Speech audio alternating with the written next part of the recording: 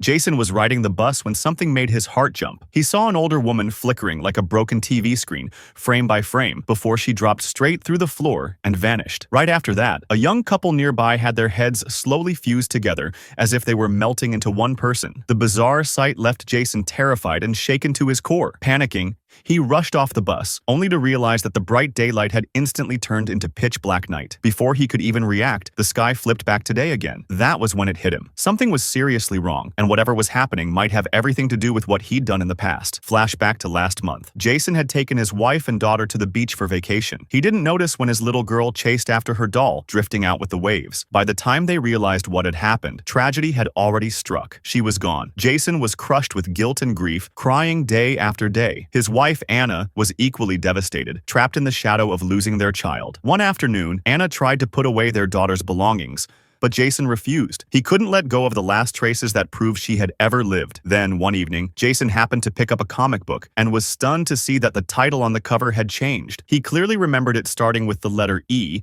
but now it showed an A. At first, he thought he must have misremembered, so he brushed it off. The next day, he casually mentioned it to his brother, but his brother swore it had always been an A. Both of them felt unsettled. Determined to prove he wasn't crazy, Jason searched online and discovered that countless others had experienced the same kind of thing. There was even a name for it, the Mandela effect. From that point on, Jason started paying attention to every little detail around him. One day, he spotted an old photo on the fridge, but the background was all wrong. He remembered clearly that it had been taken at a science museum, yet now the picture showed some unfamiliar observatory. When he asked Anna, she brushed it off, unwilling to waste energy on what she thought was nonsense. But Jason couldn't let it go. He needed answers, so he kept digging. Online, he found endless examples of this memory versus reality mismatch. The Mona Lisa, for instance, was her smile tilted to the left or the right? Many people swore the version on the right looked off, but that was the actual painting. There were countless cases like this, yet no one could explain why. Eventually, Jason stumbled on a video of a professor giving a lecture. The professor claimed the Mandela effect was no accident at all. He said everything in our world, every detail, every human being, was nothing more than coded simulation. But just as Jason was watching, his computer glitched and the video abruptly disappeared. In that instant, he felt as if someone was deliberately stopping him from digging deeper. Still, the professor's theory stuck with him. That very night, Jason recorded a message and sent it to the professor, asking to meet in person. Days passed without a reply. So Jason went to find the professor himself, only to be shut down cold. Yet the strange events piling up around him seemed to confirm his suspicions. One morning,